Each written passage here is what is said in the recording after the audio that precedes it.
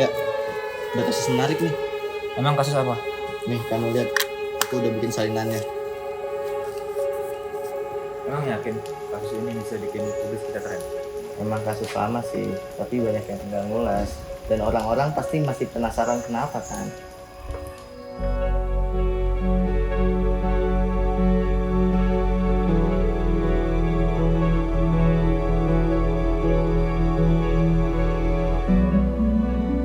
Pengendalian pemanfaatan ruang merupakan bagian yang tidak terpisahkan dari proses penataan ruang. Pemanfaatan ruang dalam pelaksanaannya tidak selalu sejalan dengan rencana tata ruang yang telah ditetapkan.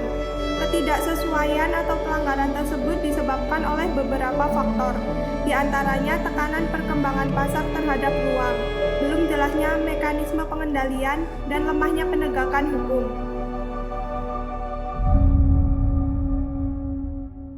Gimana menurutmu, Gas? Yaudah deh, gas. Tapi ini kita berdua aja. Ayo, timnya udah aku atur.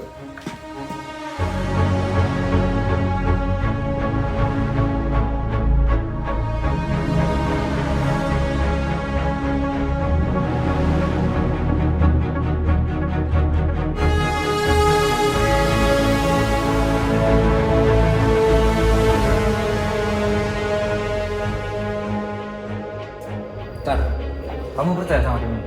Tenang aja. Udah, yuk. Ready nggak? Gas! Ayo, Gas. Tunggu.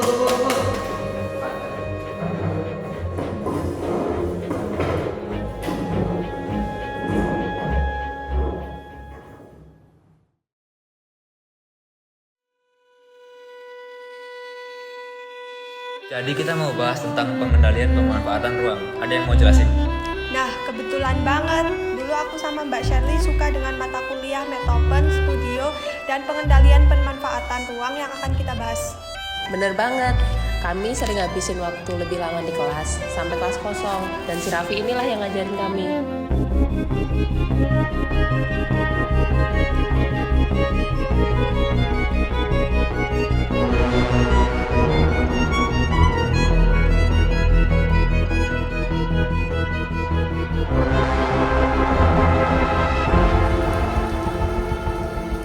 Awalnya Raffi nolak sih karena minta tolong untuk dideketin ke temenku. Oh, I see.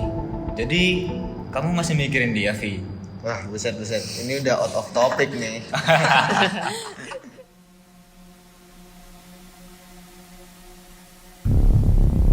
Jadi tujuan kita apa? Tujuan kita itu yang pertama untuk mengetahui sanksi yang diberikan kepada pelanggaran penataan ruang. Kemudian yang kedua untuk mengetahui status kepemilikan hak atas tanah dari apartemen Royal Kedaton. Yang ketiga untuk mengetahui alasan pembatalan perizinan apartemen yang mengacu kepada Perwali Kota Yogyakarta. Oke. Jadi objeknya bagaimana? Kasusnya apa?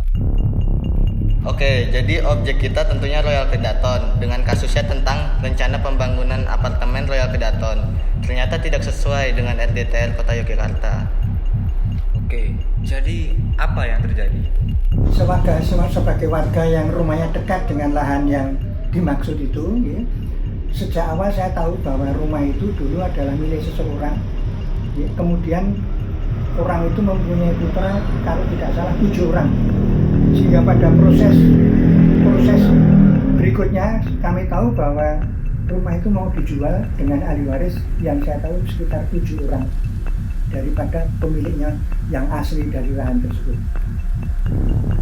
Ada aturan yang dilanggar dari rencana pembangunan tersebut. Jadi, objek tersebut mengajukan tinggi bangunan setinggi 40 meter. Sedangkan pada peraturan Wali Kota Yogyakarta nomor 118 tahun 2021 tentang RDTR Kota Yogyakarta tahun 2021 sampai 2041, itu tinggi bangunan di kawasan penyangga cagar budaya maksimal 32 meter. Itu sih sejauh yang kami tahu. Oke, cukup jelas. Itu aja, guys. Oh enggak ya, masih ada lagi terkait sanksi yang mereka dapatkan itu. Karena Gubernur DI Yogyakarta, Sri Sultan Hamengkubuwono X mengajukan pembatalan rekomendasi izin pembangunan apartemen Royal Kedaton. Dari berkas ini sih, sanksi yang diberikan itu berupa hukuman penjara yang dikenakan ke Wali Kota Yogyakarta, Haryadi Suyuti, dan pihak apartemen juga yang terkena. Oke. Jadi aku pikir kita perlu observasi langsung ke lapangan dan menanyakan ke beberapa pihak tertentu. Oke. Jadi berdasarkan kasus yang sudah kita teliti, kalian sudah bisa menyimpulkan sesuatu belum sih? Menurut aku dari berkas-berkas yang kita teliti dapat kita simpulkan bahwa kasus ini berawal pada tahun 2019 dengan para pihak melalui perusahaan terkait mengajukan permohonan IMB. Proses permohonan izin tersebut berlanjut hingga tahun 2021. Lokasi tersebut sampai saat ini berupa lahan kosong seluas hampir 6.000 meter persegi yang dipagari galvalum mengintari lahan. Dari luar terlihat bahwa selama ini tampaknya lokasi tersebut dimanfaatkan untuk lahan parkir masyarakat sekitar. Nah, iya, dari permasalahan apartemen Royal Kedaton yang menjerat beberapa pihak tersebut, termasuk pejabat daerah, mengakibatkan beberapa masyarakat bahkan aparat desa takut untuk memberikan informasi terkait masalah tersebut. Apartemen yang rencananya dibangun sebanyak 13 lantai ini tidak sesuai dengan peraturan daerah Kota Yogyakarta nomor 118 tahun 2021 tentang RDTR Kota Yogyakarta terkait ketinggian bangunan di kawasan cagar budaya. Jadi, menurut aku perlu adanya kolaborasi dan koordinasi dari para stakeholder terkait untuk meminimalisir terjadinya pelanggaran tata ruang dan pemberian sanksi yang tegas kepada para pelaku. Kalau menurut aku sih, dalam proses permohonan pengajuan izin, pihak apartemen diduga melakukan pendekatan dan komunikasi intens dengan Haryadi yang saat itu menjabat sebagai wali kota Yogyakarta. Kemudian terjadi kesepakatan antara mereka dan perizinan mengenai apartemen itu pun keluar. Akan tetapi, Gubernur Yogyakarta, Sri Sultan Hamengkubuwono ke-10, merasa ada kejanggalan mengenai perizinan sehingga pada akhirnya IMB tersebut dibatalkan karena terduga adanya ketidaksesuaian mengenai RDTR Kota Yogyakarta yang dimana maksimal tinggi bangunan 32 meter. Tetapi pada perizinan tinggi bangunan 40 meter sehingga sudah jelas sekali ini ada permainan dalam mengeluarkan perizinan. Jadi dapat kita simpulkan bahwa kasus apartemen Royal Kedaton melibatkan mantan wali kota Yogyakarta dengan dugaan menerima suap terkait IMB dari apartemen tersebut. Beberapa syarat tidak sesuai mengenai ketidaksesuaian dasar aturan bangunan, khususnya terkait tinggi bangunan dan posisi derajat kemiringan bangunan tersebut. Pihak tertentu seharusnya melakukan verifikasi lebih lanjut terhadap izin yang sudah dikeluarkan. Bukan itu saja, masalah ini juga perlu transparansi dan keterlibatan dari semua pihak terkait, termasuk warga setempat dalam proses sosialisasi dan pengambilan keputusan terkait pembangunan tersebut.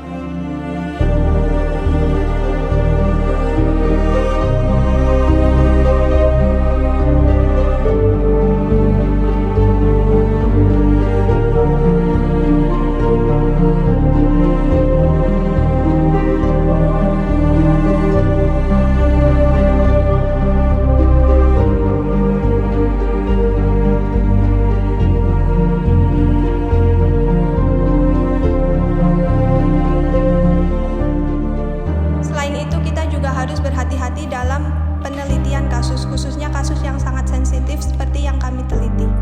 Karena jika kita tidak mencari data yang valid sumbernya, maka akan berdampak buruk jika kita publikasikan. Maka dari itu, kita sangat perlu untuk lebih meneliti sumber mana yang benar-benar tepat agar tidak terjadi hal buruk seperti teror, gugatan, ataupun hal buruk lainnya ke depannya. Terima kasih.